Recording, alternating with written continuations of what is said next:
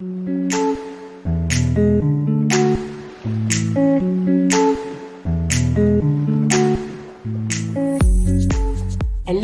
ici Mathilde, dépuceuse de talent chez La Magie Eden, et ma mission aujourd'hui est de vous guider vers l'autonomie, la liberté et la conscience pour que vous puissiez enfin devenir les vrais acteurs et actrices de votre vie. Après des années de travail salarié en tant qu'infirmière, je suis devenue entrepreneur dans le bien-être et la spiritualité et j'aide désormais les personnes à booster leur confiance en elles en leur faisant prendre conscience de leur potentiel illimité. Si vous êtes à la recherche de conseils, d'astuces, de retours d'expérience, de motivation, de partage et d'une bonne dose d'humour et d'amour, vous êtes au bon endroit, que ce soit par pur hasard ou non. Dans ce podcast, seul ou avec mes invités, je vous partage tout ce dont vous avez besoin pour reprendre le lead de votre vie, avoir confiance en vous et redonner du sens à cette vie. Vous avez choisi de sortir de l'hypnose du quotidien et je vais vous y aider. Bonjour et bienvenue sur cet épisode de podcast et aujourd'hui j'ai l'avantage, la chance d'accueillir Audrey Chénaud qui va nous parler d'un sujet qui la fait kiffer, mais bien évidemment, puisqu'il s'agit de Née pour kiffer, elle va vous en parler, elle va vous se présenter également, parce que j'aime bien laisser les personnes se présenter telles qu'elles se voient et vous laisser aussi l'opportunité de voir ce que vous pouvez changer dans votre vie pour qu'à votre tour, vous puissiez vous faire plaisir et kiffer cette vie qui est la vôtre, un peu comme un joueur de poker, parce que quelles que soient les cartes que vous avez entre vos mains, vous avez l'art et la manière de pouvoir en faire un chef-d'œuvre. Et c'est ce dont Audrey va vous parler aujourd'hui. Bonjour Audrey. Bonjour Mathilde, merci pour ton invitation. Avec plaisir. Alors, dis-moi tout Audrey, qui es-tu? D'où viens-tu? Que fais-tu? Alors, je trouve que c'est une question hyper difficile parce que je vous réponds souvent, en fait, est-ce qu'on sait vraiment qui on est? J'aime me définir avant tout comme une humaine au grand cœur parce que je pense qu'avant d'être quoi que ce soit, femme, fille, entrepreneuse, maman, je suis surtout une humaine avec des besoins. Donc voilà, je suis maman de 3 enfants. Et je suis donc entrepreneuse multicasquette, multifacette. J'ai vraiment plein de cordes à mon arc différentes. Et donc, je mène en parallèle une activité de cabinet de psychomotricité, comme on peut connaître pour ceux qui en ont peut-être entendu parler. Et à la fois, j'accompagne dans l'idée vraiment de kiffer sa vie, parce que je pense qu'il est temps de vivre. On n'a qu'une vie. J'ai une amie qui dit, Jessica, on n'est pas né sur Terre pour en chier. Je suis assez d'accord avec elle, donc autant kiffer. Mmh. Et pourquoi en fait ça t'est venu cette notion-là? Je veux dire, est-ce que ça a toujours été comme ça? Est-ce qu'il y a eu des déclics pour t'amener à ce point de vue-là? Eh ben, c'est toi le déclic. En fait, je cherchais mon appellation, mon truc depuis des mois, et c'est quand j'ai préparé ma conférence pour coach à succès. J'ai parlé avec toi et tu m'as remis dans le droit chemin. Juste, en fait, moi, j'ai toujours kiffé depuis. On me dit c'est génial, tu t'émerveilles encore comme une enfant. C'est vraiment quelque chose qui me caractérise. En fait, quand je fais un truc, je le kiffe, mais vraiment quoi. Comme un enfant peut kiffer son biscuit, sa partie de foot, célébrer le goal. Enfin, je suis comme eux quoi. Moi, s'il y a un goal, je le célèbre pareil quoi.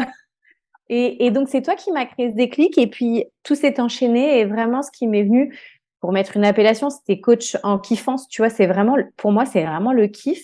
Parce que on vit tous des événements de vie, plus ou moins faciles. Et quand on est dans le challenge, même dans le challenge, on peut trouver des petits kiffs qui vont faire la différence sur comment on va vivre les choses. Mmh. Et du coup, pour toi, ce serait quoi le kiff si on devait en mettre une définition? Pour moi, le kiff, c'est vraiment en fait de l'origine du mot qui est d'origine marocaine, c'est vraiment le plaisantement, le contentement. Tu vois, c'est vraiment le plaisir, le fait d'être content dans le truc, même le plus petit truc, parce que parfois on oublie que un tout petit truc peut nous rendre super contents. Ouais, c'est un peu la citation d'Albus Dumbledore, c'est dans les moments les plus sombres qu'il faut se souvenir de rallumer la lumière. Exactement, c'est une citation que tu avais partagée d'ailleurs, qui moi m'avait beaucoup, et je l'avais repartagée derrière parce que je l'ai trouvé trop bien, trop génial, et que j'étais totalement d'accord. Notamment par rapport à ce que j'ai pu vivre dans ma vie. C'est-à-dire qu'il y a des fois où j'ai pas rallumé la lumière et ça a duré des années. J'avais juste oublié cette base. Et du coup, depuis que je suis encore plus dans le kiff, bah, il y a des moments où c'est dur. Je suis pas à me mentir, à me dire tout est kiff. Attention, c'est pas ça que je dis. D'accord? Mais je vais toujours aller chercher le petit truc qui me fait kiffer. Donc, c'est vrai que, par exemple, j'ai plein de petits objets. J'ai mon mug à café préféré. J'ai les rois qui m'ont amené, comme on dit, pour que ça reste au chaud, tu sais, le café. Okay. J'adore. Enfin, j'ai plein de petits trucs comme ça qui vont me permettre je sais que dans mon quotidien, il va toujours y avoir un petit truc qui va me faire kiffer. Si jamais la journée est pas forcément facile ou autre. Et alors, comment tu fais ce shift-là? Parce que, en vrai, dans la vie, tout est neutre, hein. Enfin, moi, c'est quelque Tout à chose que fait. je donne toujours. Par contre, on va avoir un focus particulièrement. Admettons que le matin, on se lève de mauvais poil. Notre focus, il va être vraiment sur les choses qui nous enquiquinent, qui viennent confirmer le fait que c'est une journée de merde. Et à quel moment, finalement, il y a cette espèce de déclic qui dit, attends, il y a peut-être quelque chose de bien quand même à y voir. Il y a peut-être quelque chose à voir autre que cette merde que je suis en train d'imaginer, de créer. Voilà, c'est comment toi tu permets ça aussi pour les autres personnes. Alors en fait, la première étape, c'est que on en a beaucoup parlé toi et moi de la neutralité des choses. C'est, je me rappelle que tout est neutre et que c'est l'interprétation que j'en fais qui va faire que je vais en souffrir ou pas. Je me rappelle que tout est parfait et qu'il y a toujours un cadeau derrière. Et c'est vrai que ça fait quand même pas mal d'années que j'œuvre sur moi. Et du coup, quand je sens que je suis dans une énergie de mouise, je me dis, OK, là, faut que tu fasses un truc pour toi pour changer ça. Donc, j'ai plusieurs trucs. Parfois, alors, moi, quand je suis au fond du rack, moi, ce qui marche le mieux, c'est TikTok. Parce qu'en fait, TikTok vient nourrir plusieurs trucs que je kiffe particulièrement. Il y a les danses, il y a les fous rires, et il y a les films où, tu sais, c'est toujours des trucs hyper inspirants dans l'aide à l'autre. Aider l'autre, pour moi, c'est vraiment le cœur de ma vie. Je fais que ça. Dans tous les jobs que j'ai faits, il y a toujours l'autre. Il y a toujours d'une certaine façon, on pourrait dire, aider l'autre. Donc voilà pourquoi moi TikTok me nourrit particulièrement, où ça va être de me prendre un bain, de faire une méditation, de sortir dehors, où je vais me dire, et puis je vais me dire, comme j'ai du monde à la maison, je suis pas toute seule, je suis pas célibataire, je suis mariée, j'ai des enfants, eux ils ont pas à en pâtir. Donc je vais me dire, je vais me reconcentrer aussi sur tout ce que j'ai. Je vais être dans la gratitude, je vais essayer très vite de basculer dans la gratitude et de me dire, ok, bah, j'ai ça, j'ai de la chance, etc. Je vais essayer de vraiment de revenir à cette neutralité et la confiance en la vie finalement, que tout est parfait et que si je vis ça, c'est qu'il y a une raison derrière, même si aujourd'hui je la vois peut-être pas. Alors, il y a des personnes qui pourraient nous entendre et se dire, oui, enfin là, je suis au fond du trou, hein, ta neutralité et tout, c'est bien beau, mais bon, qui c'est qui va payer mes dettes ou qui c'est qui va me sortir de cette situation? Je sais pas, on parle beaucoup du phénomène des femmes battues, des violences dans le couple, etc. Ces personnes-là, elles peuvent avoir du mal à entendre ton discours. Alors, comment tu Oui. arrives justement à rentrer tranquillement dans cette difficulté qu'elles vivent et qui est très Mm. difficile, hein, parce que on va remettre les choses au clair. Je pense pas que tu nies le fait qu'il y ait des difficultés par Non, rapport à ça. non, ce que j'allais dire, alors c'est hyper, en fait, pour moi, la clé de tout, hein, c'est de reprendre le pouvoir. C'est-à-dire, et d'ailleurs, j'ai évolué dans le dernier live que j'ai fait dans l'académie que j'ai. Je leur ai dit, vous allez entendre un truc que je dis jamais, mais pour une fois, je vais le dire parce que j'ai aussi évolué et grandi et c'est ok de dire qu'on évolue et qu'on change parce que je pense qu'on continue d'apprendre toute sa vie et que rien n'est figé et que j'accepte de ne rien savoir et que tout est soumis à évolution. Pour des personnes qui vivent des choses comme ça, ce que je leur dis, c'est que en fait, quand tu le vis, t'as pas d'autre choix que de le vivre. Moi, je dis toujours qu'on a le choix. C'est pour ça que je dis que je me contredis. Juste dans la manière de dire, c'est quand t'es le nez dans le guidon, là, quand tu vis le truc, t'as pas d'autre choix de le vivre. Par contre, tu peux choisir comment tu vas le vivre. Et ce que je dis quand j'ai accompagné des personnes qui ont vécu des trucs hyper durs, comme la perte d'un enfant ou autre. Je veux dire, donc des choses, tu le dis pas. Oh, bah, t'as perdu ton enfant, c'est pas grave. C'est pas ce que je dis du tout. Ah, C'est, t'es caché du cadeau là. bah, t'as pas vu le cadeau caché, franchement, mais t'es cool. Non. C'est de dire, en fait, je ne nie pas la réalité. Et je trouve qu'effectivement, c'est important ce que tu dis parce que je trouve qu'il y a une tendance en ce moment dans le développement personnel, mais je peux me tromper, c'est ma perception à moi, ma vérité, ma réalité, à dire, ah, faut être positif, faut machin. Et effectivement, je suis plus pour une vision neutre et concrète, c'est-à-dire ce que tu vis, tu le vis. Oui, c'est dur. En fait, de voir les choses sans minimiser ni augmenter le truc. Tu vois, de les voir telles qu'elles sont. Je peux donner un exemple. Quand mon fils il est allé en réa, bah on est en réa. Je dis pas que il est en train de mourir et je suis pas en train de dire que tout va bien. Il est en réanimation. D'accord? Euh, et la deuxième étape, c'est quand tu vis ce genre de choses, il y a deux options. Soit tu te mets en position de victime et c'est un choix et personne peut rien te dire parce que personne ne vit ce que tu vis, n'a ton histoire, n'a tes parents, etc., ton environnement et c'est OK. Soit tu veux vraiment changer ça, tu veux sortir de cette situation-là, seul, c'est pas évident, surtout quand tu es une femme battue ou un homme battu, parce que je rappelle qu'il y a des hommes, c'est un truc qui m'énerve, donc je tiens juste à, on parle que des femmes, mais il y a des hommes aussi, et de dire, ok, j'ai envie d'en changer, j'ai envie de sortir de ça, qu'est-ce que je peux faire pour ça? Donc de reprendre son pouvoir. De reprendre son pouvoir. Et après, il y a ce que je dis, c'est, et il y a des fois, c'est pas le moment. Il y a des fois, on n'est pas prêt. Il y a des fois, on a besoin de temps. Ben, c'est aussi OK. De dire, là, je peux pas parce que j'ai pas la liberté économique, parce que j'ai pas ceci, j'ai pas cela. Ben, je vais me donner les moyens pour avoir ce qui me manque, pour pouvoir reprendre mon pouvoir et le faire. Mais en fait, c'est déjà reprendre le pouvoir. C'est Mm. une première étape. J'allais dire, reprendre son pouvoir, c'est aussi des fois se poser juste la question, mais en fait, dans cette situation que je suis en train de vivre, de quoi j'ai besoin? C'est parce que des fois, on sait pas de quoi on a besoin en vrai. On sait que c'est inconfortable, on sait que c'est difficile, mais on sait pas de quoi on a besoin. Est-ce qu'on cherche une solution? Est-ce qu'on cherche du soutien? Est-ce qu'on cherche juste à déverser ce qu'on est en train de vivre? Parce que c'est aussi important de déverser, hein, parce que c'est Mhm. vrai que tu disais, tu parlais du développement personnel et spirituel, parce que je trouve que les deux tendances vont très bien Oui, ça ensemble va par rapport à ensemble. ça. Où on aurait tendance, mais non, t'as pas le droit de penser comme ça, t'as pas le droit de réagir comme ça. C'est ça qu'il faut, c'est vas-y, c'est vers l'optimisme, etc. Et c'est nier aussi les émotions alors qu'on est aujourd'hui dans une société où il est important de reprendre contact avec ses émotions pour comprendre ce qui est en train de se vivre. Ouais, c'est pour ça que moi, du coup, la gestion des émotions, c'est un terme que je supporte plus personnellement. Mais c'est très personnel et c'est ma vérité. Je pense qu'il faut, stop, faut qu'on arrête.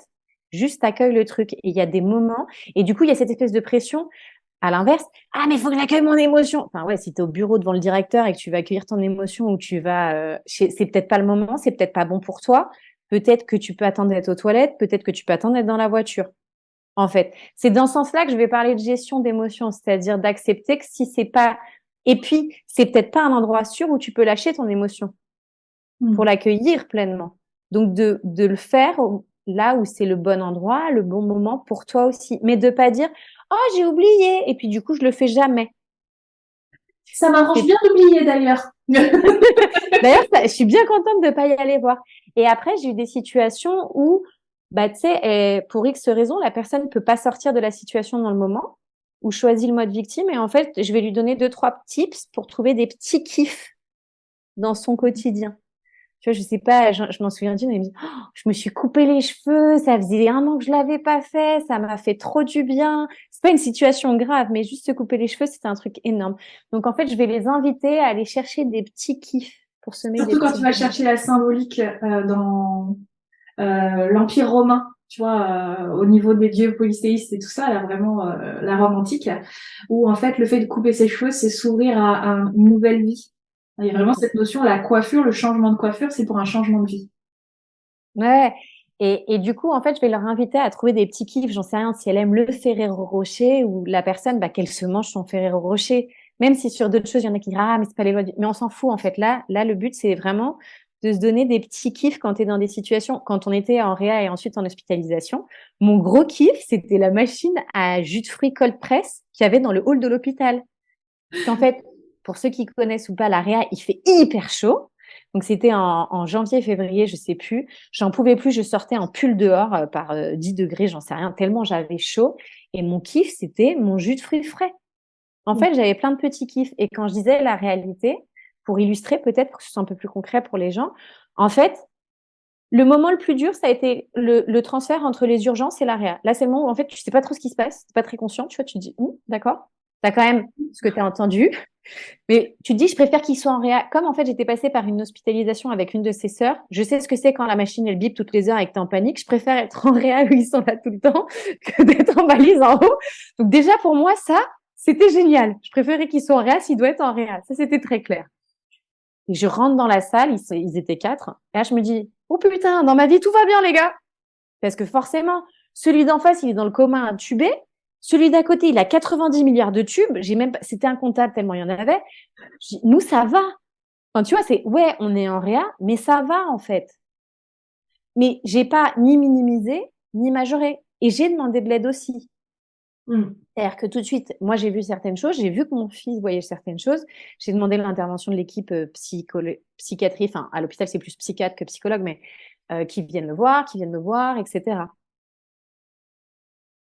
Donc, du coup, je pense que c'est important de trouver l'équilibre. C'est juste d'être réaliste, c'est de pas se mentir non plus en disant tout va bien. Il y a des choses plaisantes, il y a des choses déplaisantes.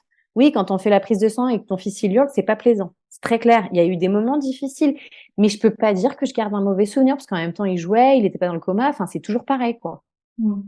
Tu parles de ces moments difficiles et des petits plaisirs j'ai envie de dire, de non-culpabilisation parce que il y a aussi ce phénomène du je suis en train de vivre un truc difficile et presque je me conditionne à ce que tout soit difficile. J'ai pas le droit d'être heureuse ou autre et je vois ça, tu sais, dans le phénomène des deuils. Enfin, c'est tout con. Mm. Quand tu es dans un process de deuil, c'est comme s'il y avait une espèce de conditionnement à je dois être malheureuse, rien ne peut me rendre heureuse ou heureux, hein, parce que si on est un homme, il n'y a pas de souci aussi. Et quand j'ai accompagné mon grand-père en fin de vie, il y a quelques années de ça maintenant, c'est vrai qu'il y avait ce phénomène où j'ai vécu un parcours assez particulier sur le plan spirituel par rapport à ça, puisque le deuil, je l'avais fait avant d'aller le voir. C'était très Mhm. particulier. Et donc moi, j'étais prête à le laisser partir et j'étais très sereine face à ce départ. Ce qui n'était pas le cas des autres, mais c'est aussi pour ça que j'ai fait le travail avant, c'était pour être le pilier pour les autres quelque part. Mhm. Et c'est dans l'église, en fait, à un moment donné, j'ai entendu une femme que mon grand-père détestait. Mais vraiment, tu vois, c'était épidermique. Et je l'ai entendue chanter, et sa voix, et elle chante pour les dauphins, si tu veux. Enfin, c'est pas forcément très agréable à entendre. Et elle n'y est pour rien. Mais en fait, à ce moment-là, j'avais envie d'éclater de rire. Vraiment. Ouais. Tu vois. Et là, je me suis dit, je peux pas. Mm. Je peux pas parce que c'est pas bien pour les autres. On va croire que j'ai pas de peine et tout ça.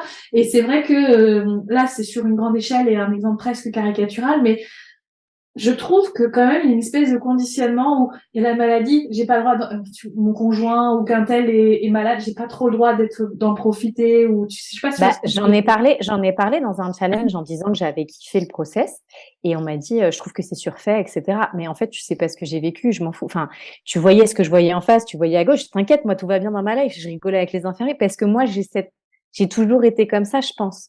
Et je pense qu'il y a beaucoup de conditionnements. Et c'est pour ça que moi, dans mes accompagnements ou dans les challenges, je me souviens d'un challenge et elle me dit, oh, mais pour moi, c'était ça, comment je vais faire si ça signifiait plus ça? Parce qu'on n'était pas d'accord sur la signification d'un mot. Et je lui dis, mais si pour toi, ça signifie ça et c'est important, c'est génial et garde-le. Juste, par contre, sache que si tu l'utilises dans la société peut avoir un autre point de vue de ce mot-là. Mm. C'est tout, en fait. Ouais. Et c'est de s'autoriser, en fait, moi, ce que je découvre, et c'est très récent, je vais pas mentir, c'est de s'autoriser à créer sa propre réalité. Ses propres règles du jeu, finalement. Et je sais que ma grand-mère, elle est sur la fin et je me prépare vachement à ça. Ah, tiens, et comment j'ai envie d'être, et comment j'ai envie de réagir, qu'est-ce que j'aimerais partager si je parle. Tu vois, et je pense qu'on peut vivre les choses différemment. Et je l'ai vécu il y a pas longtemps, un papa de l'école de mon fils qui, pour moi, représentait le kiff incarné. Et c'est énorme, il est décédé le jour où je lance mon programme. En termes de synchronicité, tu pouvais quand même... Et c'est là que j'ai su que c'était juste, quoi qu'il. Parce qu'en fait, il représentait le kiff incarné, le, je l'ai jamais, on rigolait tout le temps, on cherchait parce qu'on blaguait tout le temps. Franchement, c'était le kiff incarné. Je l'ai jamais vu en colère, je l'ai jamais vu fâché, je l'ai jamais vu. Ça veut pas dire qu'il se fâchait pas, qu'on soit bien clair. Et du coup, je me suis beaucoup observée dans ce deuil et je me suis rendu compte que, bien sûr, t'es triste. Et le fait d'accueillir ma tristesse et de dire c'est OK, le processus s'est fait beaucoup plus rapidement. Mm. Et du coup, ben, un truc qui m'aurait duré une semaine, un mois, en 24 heures, en fait, c'était fait parce que, bah, oui, j'ai tout de suite vu le cadeau derrière et je me suis dit, mais si lui, il était là, je me disais, mais Audrey kiffe, comme on kiffait à chaque fois qu'on rigolait à la sortie de l'école. Mm. Donc, en fait, c'est comment on va vouloir voir les choses. Et l'image que j'utilise souvent, c'est, il y a autant de vérités que de personnes. Si tu interviewais les 10 000 personnes d'un stade de foot, suite à un match, tu aurais 10 000 versions différentes. S'il existe une version différente à la mienne, alors si la mienne ne me convient pas, je peux la changer. Mm.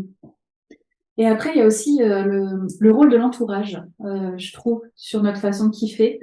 Je vois, j'ai un mari qui va avoir des périodes très fastes où il va être joyeux, puis des périodes où il va être beaucoup dans l'anxiété. Et dans ces phases d'anxiété, bon, évidemment, on est un couple, donc il me partage ses doutes, ses peurs, ses craintes, etc. Et en fait, je ne réponds pas. Enfin, je ne réponds pas. Je dis, je comprends que ce soit difficile et tout, mais moi, en fait, la vie continue parce que qu'est-ce que je peux y faire ici maintenant? C'est vraiment une question que je me pose. Est-ce que j'ai un pouvoir quelconque sur la situation? Parce que c'est vrai que des fois, on râle, on ressasse, mais est-ce que je peux faire quelque chose, moi, pour que ça change? Oui, non. Alors oui, je passe à l'action.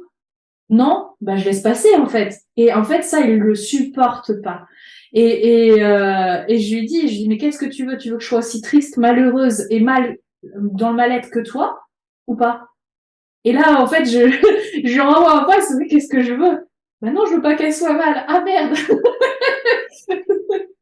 L'entourage, c'est hyper compliqué. Moi, une des clés que je suis en train d'essayer, mais je te dis, c'est en essai, c'est en phase d'essai, c'est vraiment de connaître comment fonctionne l'autre en face. Et après, on en revient toujours à la question, c'est qu'est-ce qui est important pour moi? C'est-à-dire qu'il y a un moment, quand ça va trop loin selon tes critères à toi, c'est aussi de dire, moi, je me suis vu dire, en fait, moi, j'essaie ça, et toi, tous les jours, tu me dis ça. Donc, en fait, ça va à l'encontre de ce que j'essaye de créer. Donc, je peux plus l'entendre. Je suis arrivée à ma limite d'entendre ça. Je comprends ton angoisse et d'accueillir ce que vit l'autre en face. Je comprends ton angoisse, je comprends ce que tu vis, je comprends que je suis en partie responsable de ça. Je vais chercher des solutions, mais moi, je peux plus l'entendre. Parce Et que du après, coup, vas-y. parce que du coup, ce qui se passe aussi quand tu changes, quand tu évolues, c'est que l'entourage, eh ben, si tu vis pas avec, enfin, à part ton mari, mais quand c'est de l'entourage un peu plus éloigné, eh ben, lui, il n'est pas conscient du changement. Et d'un coup, ça crispe. Donc, faut expliquer comment tu fonctionnes. Je pense qu'il faut beaucoup expliquer comment on fonctionne, nous. Donc, ça veut dire se connaître.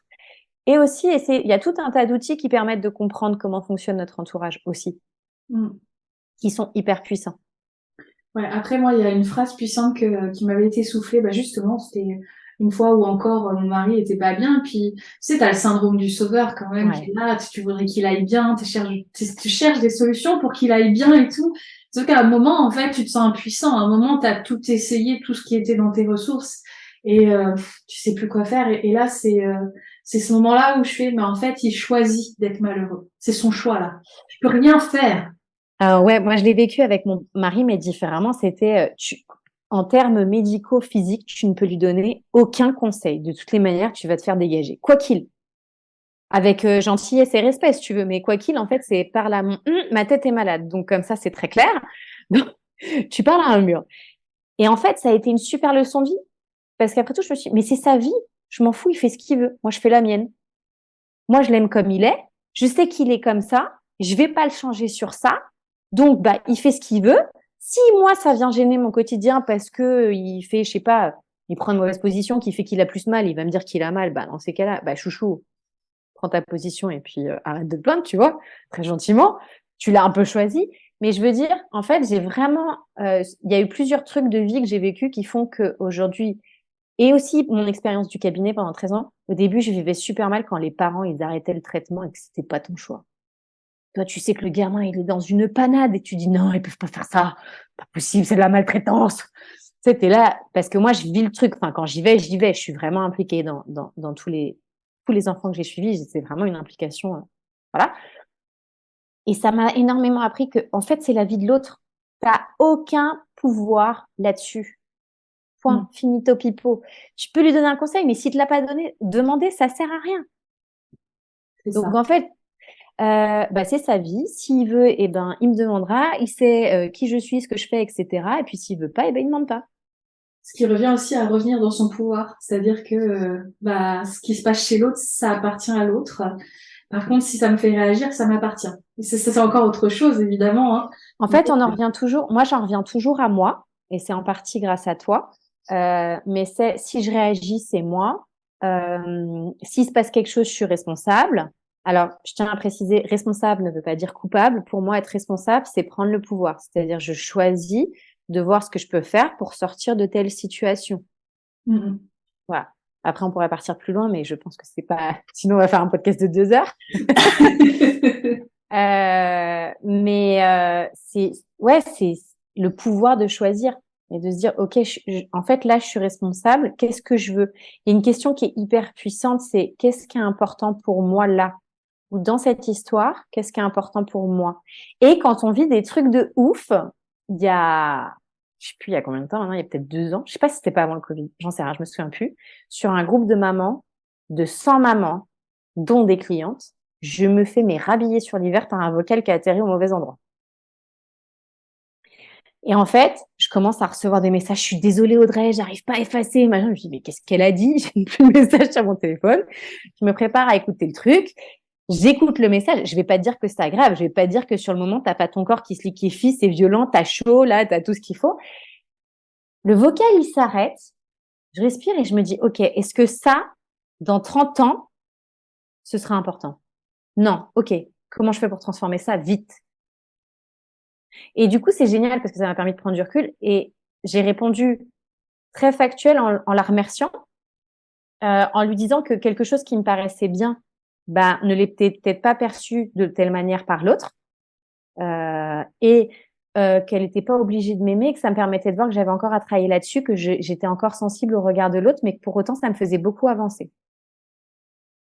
Et du coup, c'était pas du tout dans l'agression. J'ai plus cherché, moi, ma part, c'est quoi le cadeau, c'est quoi l'apprentissage? C'est 2 questions que je me suis posées direct derrière.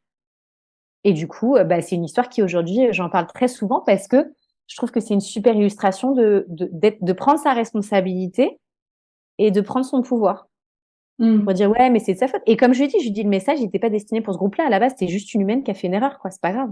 C'est ça, et puis au-delà de ça, c'est surtout que la vie des autres, tu sais, tu vois souvent cette citation, la vie des autres n'est que la vie des autres, c'est-à-dire que les autres tels qu'ils te perçoivent, tels qu'ils t'analysent, et tout, en fait, c'est en fonction de leurs propres filtres et de leurs propres blessures. Donc, ce qu'ils vont sortir à propos de toi, ça veut rien dire à propos de toi, et se détacher de cette image-là, c'est important. Alors, bien sûr, hein, ce qu'on disait tout à l'heure, c'est si ça vient activer quelque chose chez moi, je sais que j'ai quelque chose à travailler, mais au-delà de ça, en fait, ce que la personne a sorti, si par exemple aujourd'hui une personne me dit que je suis grosse, bah oui, je suis grosse, et alors en fait, moi j'en ai rien à carrer. Ouais. Si ça te dérange, c'est ton problème.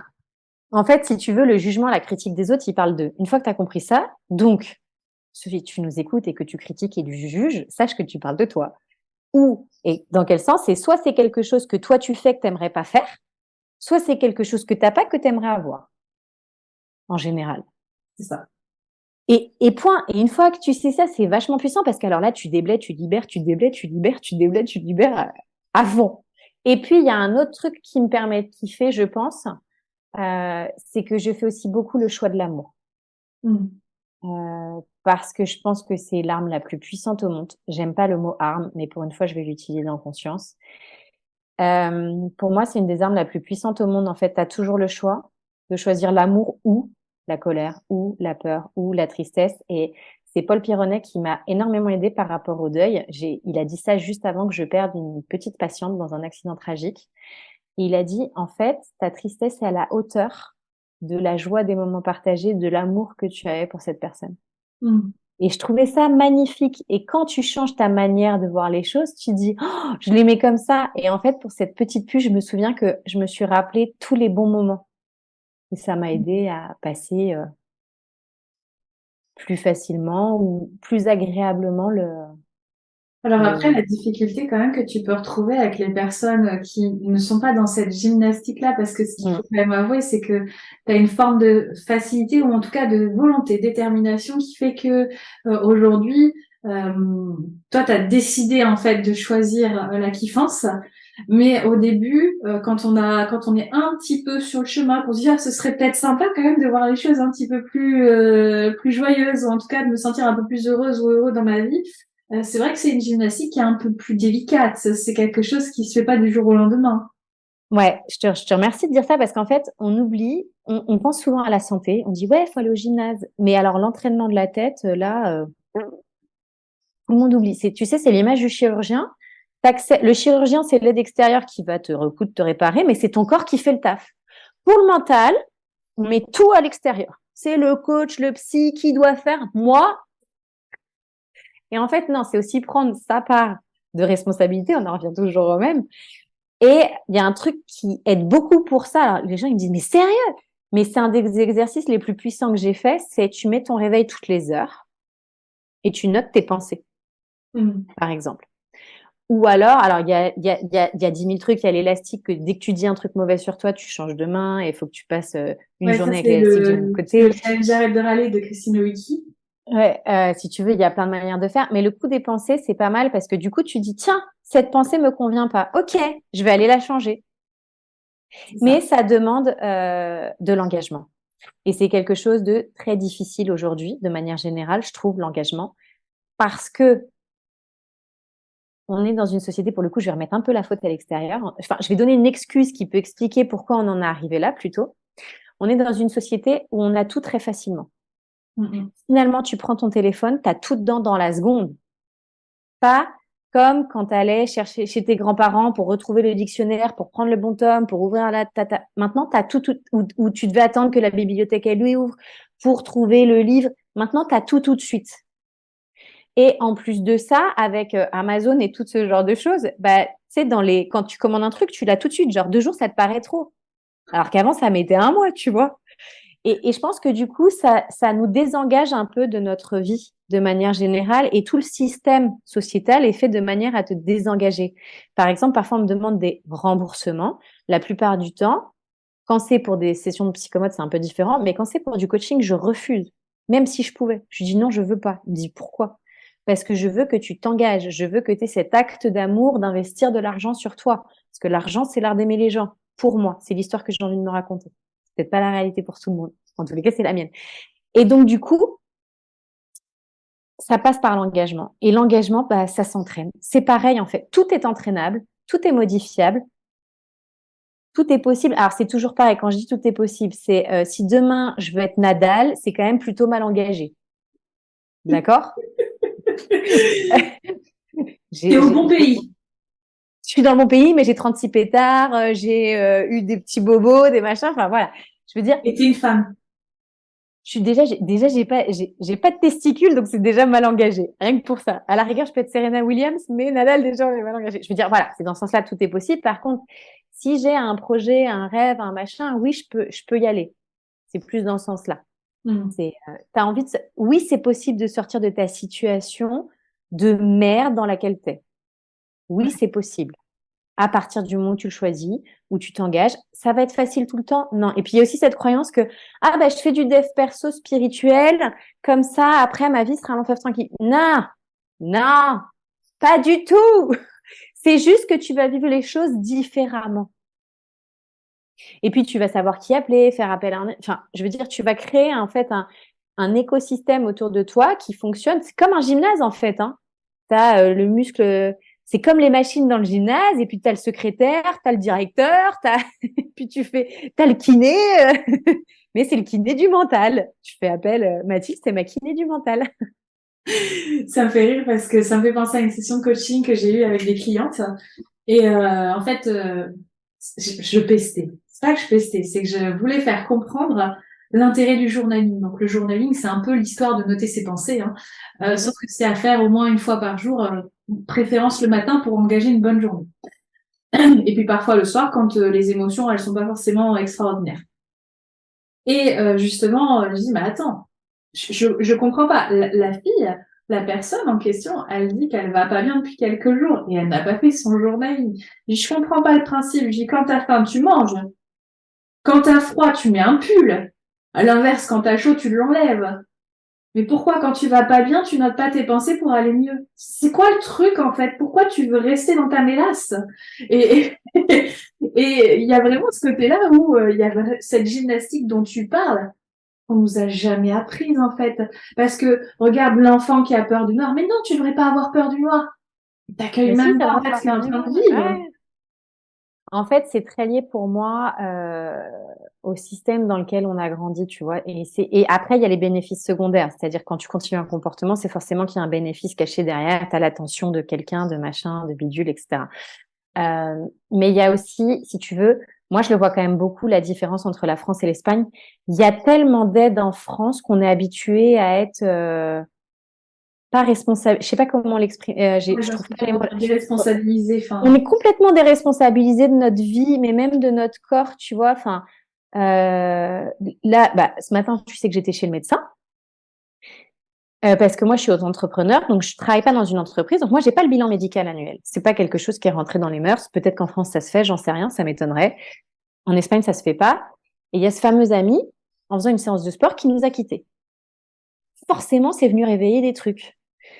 Plutôt que de me voiler la face et de dire non, j'ai pas peur, c'est pas grave, d'être en angoisse totale, j'ai dit non, je suis inquiète, il se passe ça, je préfère faire un check-up. Le jour où mon médecin n'était pas là et que c'était un remplaçant, j'en ai profité, j'ai eu le droit à ma prise de sang, à mon électrocardiogramme, et aujourd'hui, c'était pas mon médecin, et je dis voilà, je lui dis je vais être sincère avec toi, il s'est passé ça m'a stressée, je voulais juste m'assurer que tout allait bien. J'ai pas nié, mais j'ai aussi accueilli que, en fait, là, j'étais en stress suite à ce qui s'était passé. Point. Et que ça partirait pas tant que j'aurais pas l'information médicale qui allait me dire, Audrey, tout va bien. D'une certaine manière, je le sais au fond de moi. Mais j'avais ce petit doute, mais j'ai pris ma responsabilité aussi. Bah, c'est ça aussi, accueillir le doute. Je veux dire, quand on parlait du fait d'avoir peur du noir pour un enfant, c'est OK, t'as peur du noir, qu'est-ce qu'on peut faire? Si la peur, elle disparaît pas, est-ce que si je laisse la porte ouverte ou que j'allume une lumière, c'est mieux? Bah voilà, on trouve des solutions et on fait avec l'émotion qui est en train de se vivre. Et c'est pareil, en fait, c'est bah OK, toi aujourd'hui, ce que tu es en train de vivre, c'est inconfortable, ça te met en colère, ça te rend triste. Qu'est-ce que tu peux faire pour que tu ailles mieux tout en acceptant le fait que ça aille pas bien, en fait? Parce que on parle d'accueillir, mais il faut aussi apprendre à accueillir le fait qu'on n'arrive pas à accueillir. Ouais. En fait, je crois que c'est juste d'être honnête et sincère avec soi-même et de pas enjoliver ni minimiser le truc. Tu vois, c'est d'avoir une espèce de vision complète. Il y a ça qui va, il y a ça qui va pas. Ok, qu'est-ce que je veux, qu'est-ce qui est important pour moi? C'est pareil. Ces derniers temps, la peur de perdre une des jumelles est revenue.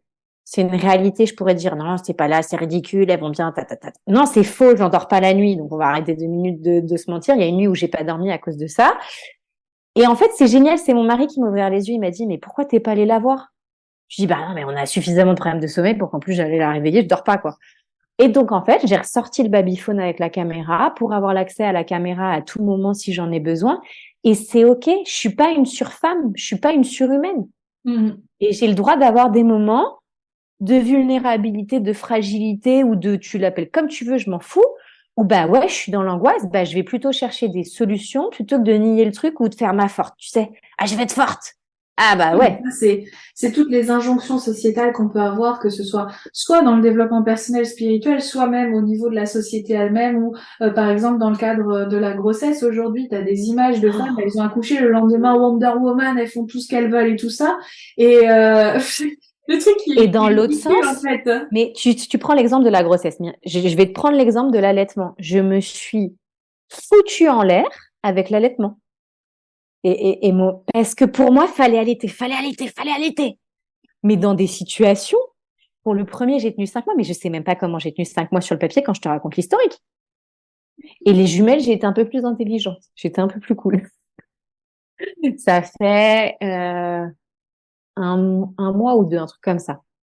Pour qu'elles aient vraiment Cette la... volonté de coller à des étiquettes, hein.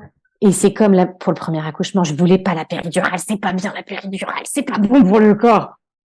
Il y a un moment, j'en pouvais plus. Elle me dit, l'anesthésiste, il vient. Je dis, tu me touches pas tant que l'anesthésiste, il est pas venu. Mais c'était ça, tu vois. J'en pouvais tellement plus. J'avais tellement poussé. Et mon chéri, ça faisait 3 heures qu'il me dit, t'es sûr que tu veux pas la péridurale? Non, je veux pas. À tel point que la sage-femme, elle a dit à un membre de ma famille, j'ai jamais vu un tel autocontrôle.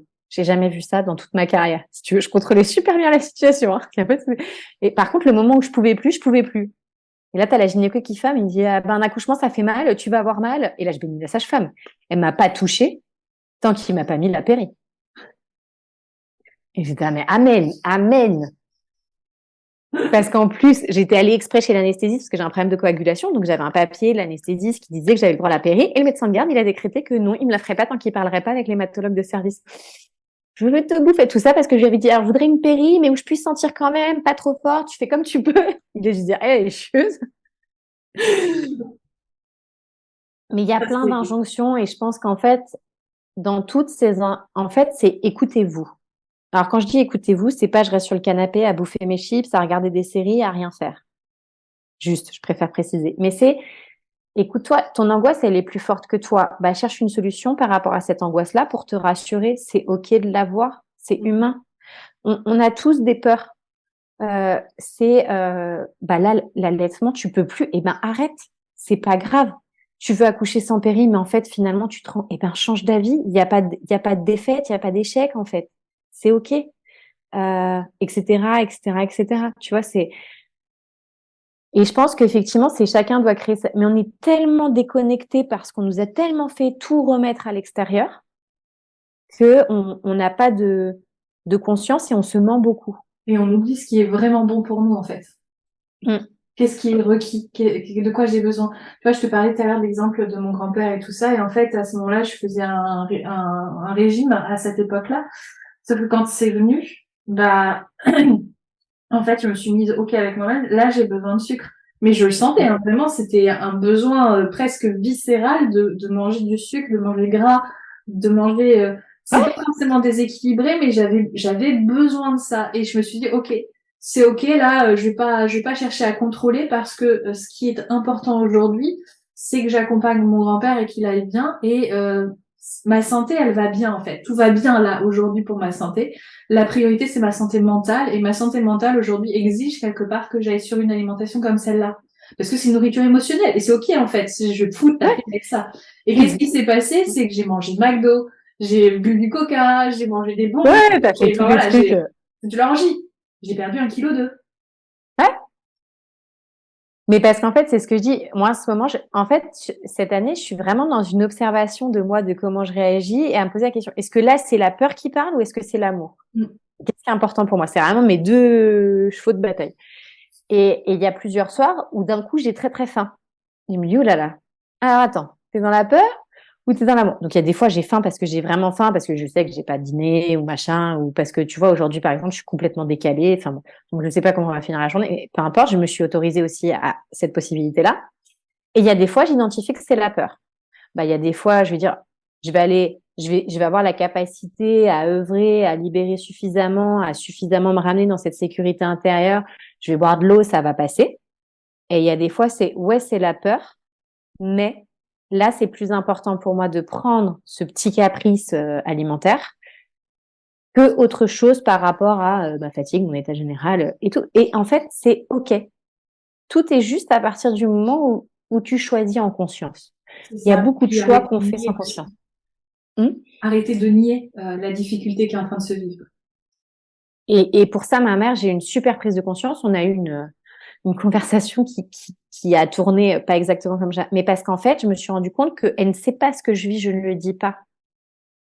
Donc, elle peut pas savoir. Ma responsabilité, c'est que je ne dis pas ce que je vis.